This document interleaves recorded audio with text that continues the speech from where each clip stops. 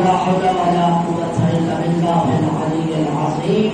أعوذ بالله من الشيطان الرجيم. بسم الله الرحمن الرحيم. الحمد لله الذي جعلنا من المتمسكين بولاية محمد وآل محمد. صل على محمد. الصلاة والسلام على سيدنا ونبينا وشفيع ذنوبنا وطبيب قلوبنا حبيبنا وحبيب إله العالمين أبي القاسم محمد.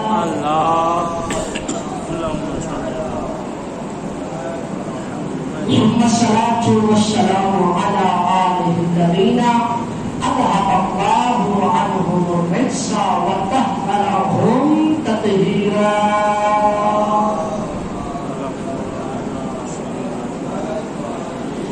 أما بعد فقد قال الله الحكيم في محكم كتابه الكريم. بسم الله الرحمن الرحيم. إنما أنت منذر ولكل قوم هاد. صلوات.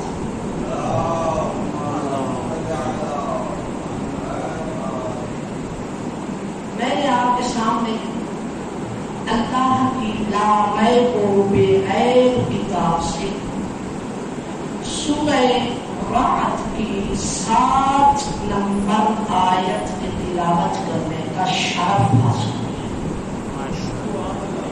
کہ جس میں ارشاد رب العزت ہو رہا ہے انما انت منذر ولکل قوم ہاد. اے میرے حبیب بے شک آپ ڈرانے والے ہیں اور ہر قوم کے لیے ایک ہادی برحق کا ہونا ضروری ہے. یہ سنت پروردگار ہے کہ اس ذات احدیت نے ہمیشہ ہر دور میں اپنا پیغام پہنچانے کے لیے انبیاء و مرسلین کا انتظام فرمایا اور اسی طرح اللہ نے ہر نبی کے خلفاء اور جانشین قرار دیے. تاریخ کہتی ہے کہ ہر نبی کے 12 خلیفے ہوا کرتے تھے. جناب آدم علیہ السلام کے 12 خلیفے، جناب نوح علیہ السلام کے 12 خلیفے، جناب ابراہیم کے بھی 12 خلیفے، جناب موسیٰ کے بھی 12 خلیفے، جناب عیسیٰ کے بھی 12 خلیفے. اسی طرح سے جناب رسول خدا ختمی مرتبہ سرکار دو عالم حضرت محمد مصطفیٰ اللہم صلی علی محمد و آل محمد. یہ بھی 12 خلفاء جناب رسول خدا کی وہ معروف ترین حدیث ہے کہ جس میں جناب رسول خدا نے فرمایا یا جابر خلفائی من بعدی وَأَئِمَّةُ الْمُسْلِمِينَ 12 کہ اے جابر میرے بعد میرے خلفاء اور مسلمانوں کے امام 12 ہوں گے. دوسری روایت میں ہے کہ امام نے فرمایا کلہم من قریش، اور سب کے سب قریش میں سے. اور اسی روایت میں جو جناب جابر ابن عبداللہ الانصاری سے ہے کتاب مناقب آل ابی طالب میں یہ روایت درج ہے. اعلام البراء میں یہ روایت درج ہے کہ امام علیہ السلام نے جناب جابر کو اپنے خلفاء اور مسلمانوں کے امام کا تعارف فرمایا. کہا کہ میرے پہلے خلیفہ اور مسلمانوں کے امام علی ابن ابی طالب ہوں گے، پھر حسن ہوں گے، پھر حسین ہوں گے، اسی طرح 12 ائمہ تک جناب رسول اللہ نے نام بنام بتائے ہیں۔ تو اس لیے ہم اپنے چھوٹے چھوٹے بچوں کو یاد کرواتے ہیں کہ ہمارے پہلے امام علی المرتضیٰ، دوسرے امام حسن مجتبی، تیسرے امام حسین سید الشہداء، چوتھے امام ہیں علی زین العابدین الثنا، پانچویں امام ہیں محمد باقر علم الاولین والآخرین، چھٹے امام ہیں جعفر صادق، ساتویں امام ہیں موسیٰ کاظم، آٹھویں امام ہے علی الرضا، نویں امام ہے محمد النبی، 10ویں امام ہے علی النبی، 11ویں امام ہے حسن العسکری، اور 12ویں امام ہے ہادی محمد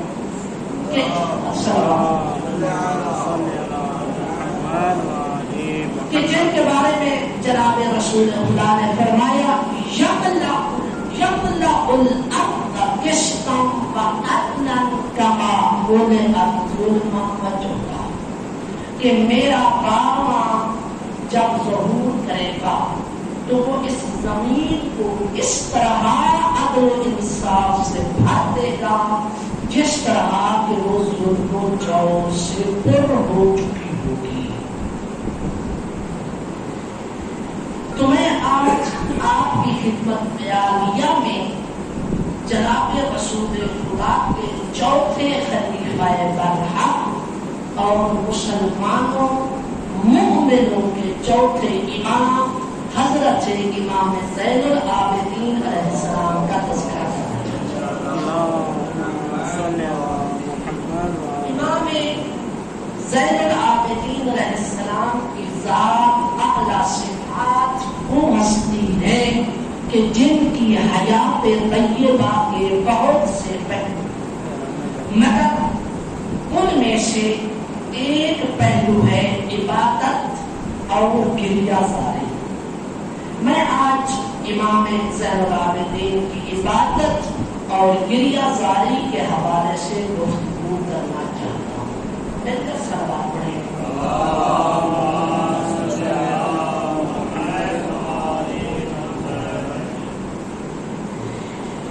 امام زین العابدین کہ جن کا نام علی ابن الحسین ہے، لقب جن کا زین العابدین ہے، دیکھنا یہ ہے کہ زین العابدین کا مطلب کیا ہے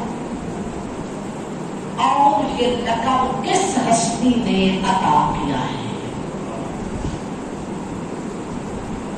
زین العابدین کا مطلب ہے عبادت گزاروں کی زینت، اور ہمارے چوتھے امام کو یہ لقب عطا کرنے والے خود جناب رسول اللہ ہے۔ روایت میں ملتا ہے کہ حضرت نے فرمایا اذا کانا یوم القیامت، جب قیامت کا دن ہوگا،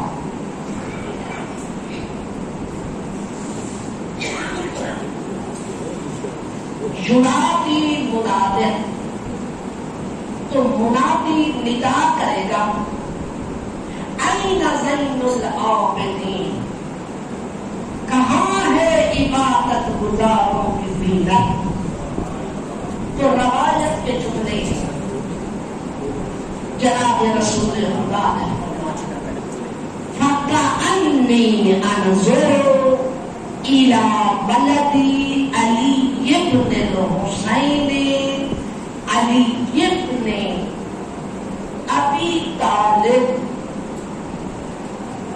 بس میں دیکھ رہا ہوں، جناب رسول اللہ، بس میں دیکھ رہا ہوں کہ جب یہ ندا دی جائے گی تو اس وقت میدان محشر میں میرا بیٹا علی ابن حسین بن علی ابن ابی طالب ہی ہوگا یخطر بین الصفوف، کہ جو صفوں کو چیرتا ہوا، صفے کراس کرتا ہوا بارگاہ رب العزت میں حاضر ہوگا۔ اللهم صل على محمد وآل محمد۔ علامہ شریف مطہری، علامہ شریف مرتضی مطہری جناب امام زین العابدین علیہ السلام کے متعلق چند کلمات کو یاد ہو فرماتے ہیں کہ حضرت امام زین العابدین علیہ السلام کا اسم گرامی ایک ہیرو کے طور پر ہمارے سامنے آ جائے۔ وہ فرماتے ہیں کہ زہد و تقویٰ اور عبادت سمیت تمام تر خوبیاں اور اعلیٰ صفات جناب علی ابن حسین زین العابدین میں بدل گئے عطا موجود ہیں۔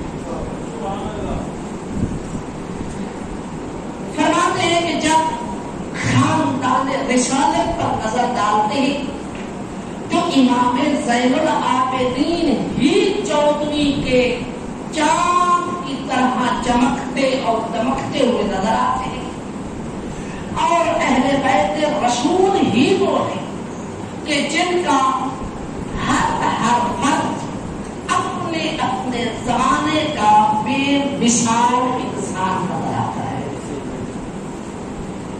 اسی لیے تو جناب ابا ذر الغفاری کے متعلق ملتا ہے کہ آپ شام کی گلیوں میں عصا ہاتھ میں لے کر نبی اکرم کی حدیث وفا کے گوہر بیان کیا کرتے تھے اور فرماتے تھے وہ لوگوں لقد سمعت عن رسول اللہ، میں نے اپنے کانوں سے رسول اللہ کو یہ کہتے ہوئے سنا، ان علیا خیر البشر فمن ابا علیا فقد کفر، کہ بے شک علی ہی تمام دنیا کے لوگوں سے افضل ہیں اور جس نے علی کا انکار کیا وہ کافر ہو گیا۔ اگر ہم ان ہستیوں کے کردار اور عمل کو دیکھیں تو ہمیں ماننا پڑے گا کہ اسلام کی تمام تر جلوہ آفرینیاں، ایمان کی ساری ذو فشانیاں اہل بیت رسول ہی میں موجود ہیں۔ اسی طرح اہل بیت رسول کی عبادت کا انداز بھی ایک جیسا ہی ہے۔ دنیا کی ہر چیز میں دھوکے کا امکان ہے، دنیا کی ہر چیز میں دھوکے کا امکان ہے، مگر آل محمد ایک ایسی مسلمہ حقیقت ہے کہ جن میں حقیقت کے سوا کچھ نظر ہی نہیں آتا۔ اگر ہم امام زین العابدین علیہ السلام سیرت طیبہ اور حیات طیبہ کا مطالعہ کریں تو ہم انہیں صحیح معنوں میں خدا کا مخلص بندہ قرار پائیں گے۔ امام علیہ السلام کی نماز خالص بندگی سے خالص عبادت تھی، آپ کی دعاؤں کا سوز اڑاتے ہوئے پرندوں کو روک لیتا تھا، ایسے لحن میں خدا بند متعال سے دعا کیا کرتے تھے کہ لحن داؤدی اس کے مقابلے میں کچھ بھی نہیں ہے۔ جب آپ بارگاہ رب العزت میں مناجات فرماتے تو راہ گزرتے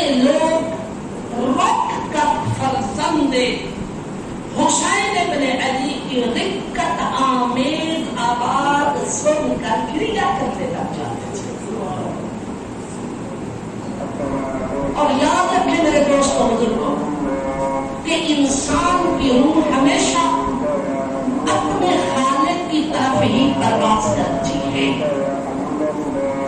لہذا اگر کوئی نمازی نماز پڑھے اور اس کی روح خدا کے علاوہ ادھر ادھر پرواز کر رہی ہو تو ایسا شخص اس بدن کی مانند ہوا کرتا ہے کہ جو بدن بغیر روح کے چل رہا.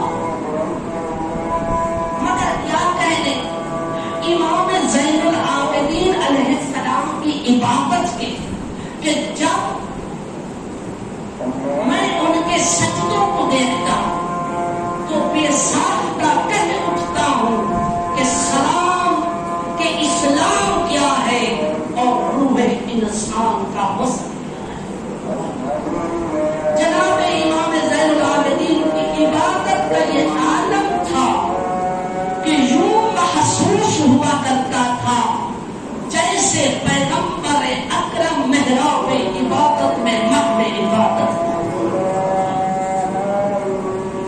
یوں محسوس ہوتا تھا جیسے جناب رسول خدا غار حرا میں رات کے آخری حصے میں عبادت کر رہے.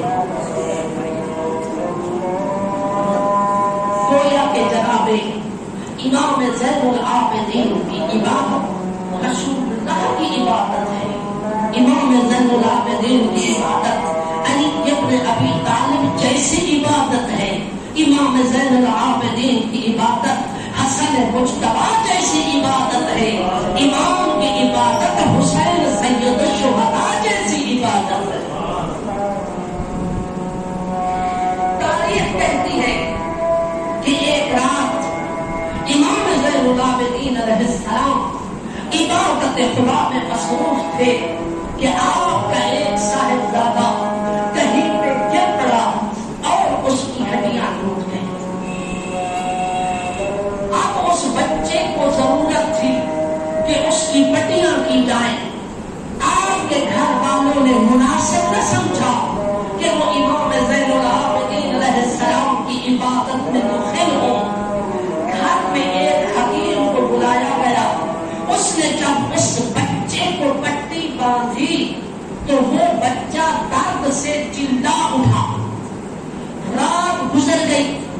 جب دوسرے دن امام زین العابدین علیہ السلام کو اطلاع دی گئی کہ جس وقت یہ حادثہ رونما ہوا تو آپ علیہ السلام عبادت خدا بندی میں مصروف تھے اور آپ اس قدر عبادت میں مصروف تھے کہ آپ کی روح بارگاہ رب العزت تک پرواز کر چکی تھی اور آپ کو پتہ تک ہی نہ چل سکا کہ کوئی بچہ درد سے چلا رہا ہے.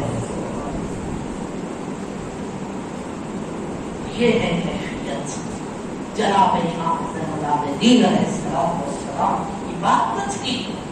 میں کہوں گا کہ زین العابدین کے لیے یہ کوئی نئی بات نہیں، اس لیے کہ امام علیہ السلام نے عبادت کا یہ طریقہ کار سیکھا ہے تو اپنے جد امجد علی ابن ابی طالب سے.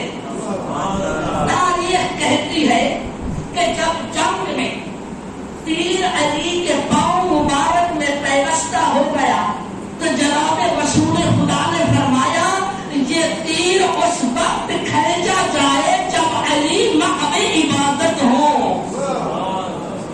سبحان اللہ. تو میں کہوں گا کہ وہ ہستی کہ جس کی عبادت کا یہ عالم ہو بھلا اسے زین العابدین کے لقب سے کیوں نہ نوازا جائے گا. امام زین العابدین کی عبادت کو دیکھ کر اور دعاؤں کو پڑھ کر ملت جعفریہ کا سر فخر سے بلند ہو جاتا ہے. آپ ہی تو ہستی ہے کہ جن کی دعا میں التجا بھی ہے اور دشمنوں کے خلاف احتجاج بھی.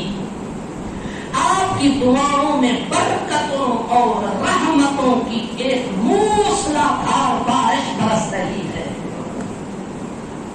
بعض لوگ اعتراض کرتے ہیں کہ امام زین العابدین علیہ السلام نے اپنے والد بزرگ بات کا بدلہ لینے کے لیے ان کی شہادت کے بعد تلوار کیوں نہیں اٹھائی؟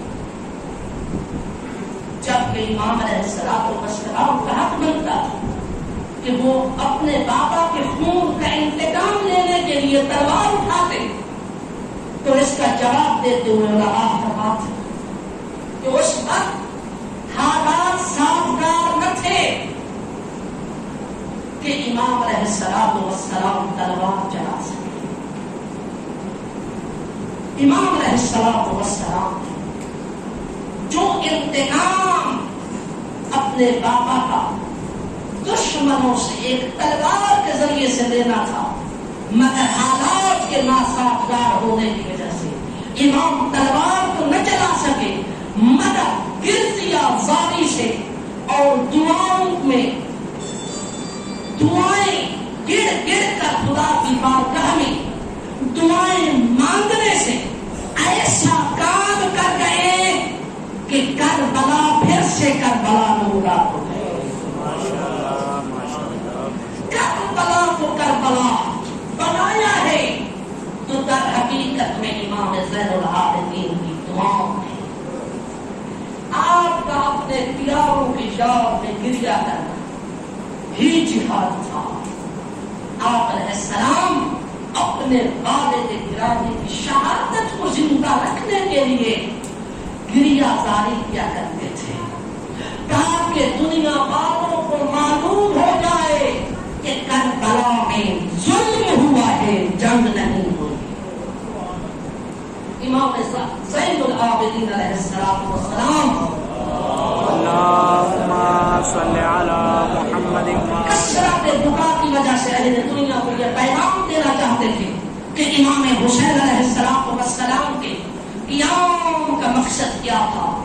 یہ بتلانا مقصود تھا کہ بالآخر امام حسین نے اتنی مصیبتیں کیوں برداشت کی، آپ پر ظلم کیوں ہوا، کس نے ظلم کیا، یہ سب کچھ امام زین العابدین اپنے گریہ سے لوگوں پر آشکار کر رہے تھے۔ اور زیادہ گریہ کرنا اس لیے بھی ہے، ایک تو اس لیے گریہ کرتے تھے، دوسرا زیادہ سے زیادہ گریہ کرنا اس لیے بھی ہے کیونکہ امام زین العابدین پر مصیبت بلکہ مسائل کا ایک الگ اور انوکھا انداز ہے۔ خدا جانے کتنا مشکل وقت تھا کہ جب یزید ملعون منبر پر بیٹھ کر نشے کی حالت میں پر تھا، امام حسین علیہ السلام کے سر اقدس کی توہین کر رہا تھا اور امام زین العابدین تھے۔ پھر کتنا مشکل وقت تھا، وہ مرحلہ تھا امام پر کتنا مشکل کہ جب وہ ملعون مخدرات عصمت کی طرف اشارہ کر کے پوچھتا تھا یہ بی بی کون ہے، یہ بی بی کون ہے۔ یہ جناب سید سجاد کا جگر تھا کہ جو سہنے والے غم بھی، جو نہ سہنے والے غم بھی سہ گئے۔ یہی تو وجہ ہے کہ جب سید سجاد سے پوچھا گیا مولا سب سے بڑی مصیبت کہاں پہ آئی، تو بساختہ امام نے رو کر کہا الشام الشام الشام۔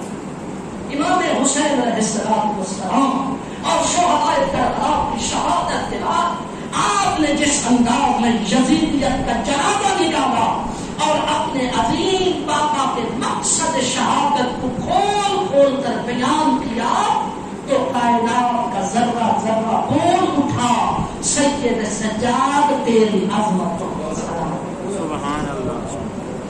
آپ واقعہ کربلا کے بعد حق حق گریہ ہونا رہتے تھے، آنسوؤں کا وہ سیلاب تھا جو رکنے کا نام نہیں دیتا تھا۔ بس سید سجاد کی یہی آواز آتی تھی ہائے حسین، ہائے میرے عزیزو، ہائے عباس، ہائے علی الاکبر، ہائے راہ حق کے، ہائے راہ حق میں جہاد کرنے والوں، سجاد تمہاری بے نظیر قربانیوں اور بے مثال وفاؤں کو سلام پیش کرتا ہے۔ واقعہ کربلا کے بعد امام زین العابدین عمر تک اپنے مظلوم بابا کی مصیبت کو یاد کر کے گریہ کرتے رہے۔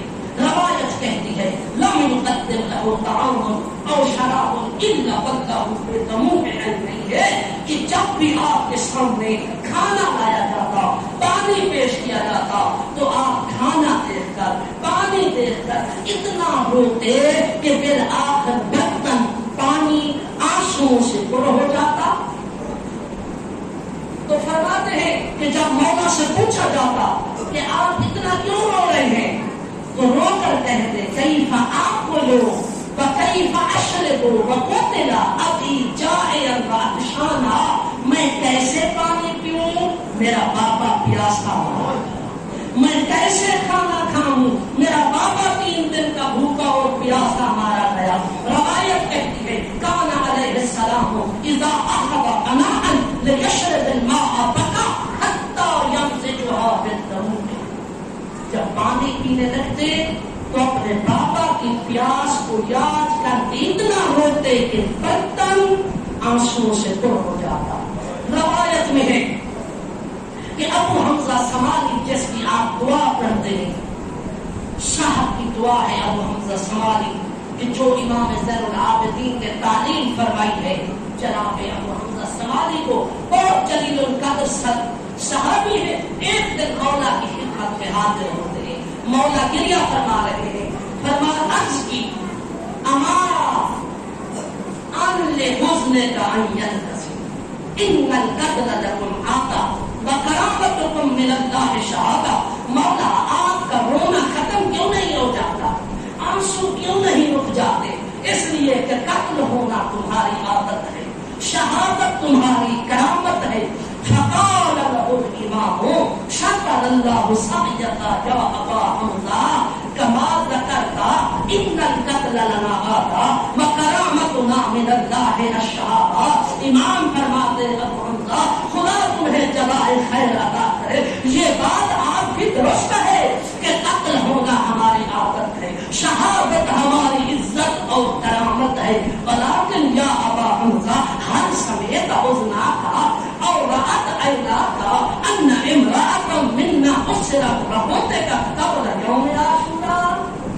اے ابو حمزہ کیا آپ نے یہ سنا یا کبھی دیکھا کہ عاشوراء سے پہلے ہم اہل بیت رسول کی کوئی خاتون قید کی گئی ہو؟ اللہ اکبر. پھر فرمایا واللہ یا ابا حمزہ ما نظرت الى انفاتی واخواتی الا وذکرت فرارهن فی البیداء من خیمۃ الى خیمہ بل منادی ینادی. امام فرماتے ہیں اے ابا حمزہ میں نے شام غریبہ کا وہ منظر دیکھا ہے کہ جب خیموں کو آگ لگ رہی تھی تو میری پھوپھیاں میری بہنیں خیموں سے نکل کر صحرا کی طرف دوڑ رہی تھیں اور نگاہ دینے والے یہی کہہ رہے تھے احرقوا بیوت الظالمین، ظالم لوگوں کے گھروں کو جلا دو. تو جناب امام زین العابدین کی یہ گریہ زاری تھی جس نے کربلا کو زندہ کیا. امام کی یہ عبادت تھی کہ جس کی وجہ سے امام کو امام زین العابدین کہا گیا. تو ہم کیونکہ پابند ہیں رسول اللہ اور آل اطہار کی سیرت پر عمل کرنے کے، ہمارا بھی یہی وظیفہ بنتا ہے کہ ہم اپنے امام کی سیرت پر عمل کرتے ہوئے عبادت کو اپنا محور قرار دیں اور 5 گانا نماز اور روزہ حج و زکات کے پابند ہو جائیں. السلام علیکم ورحمۃ اللہ وبرکاتہ. بسم اللہ الرحمن الرحیم. انا اعطیناک الکوثر فصل لربک وانحر ان شانئک هو الابتر.